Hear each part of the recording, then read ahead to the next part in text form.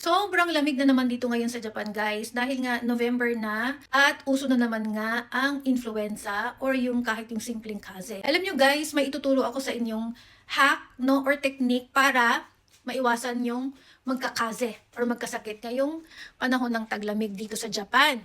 Pagkagising nyo tuwing umaga, buksan nyo guys yung mga bintana nyo. Yung bintana natin sa veranda, yung glass window natin, 'di ba?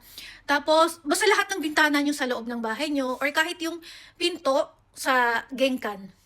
Buksan niyo guys, no?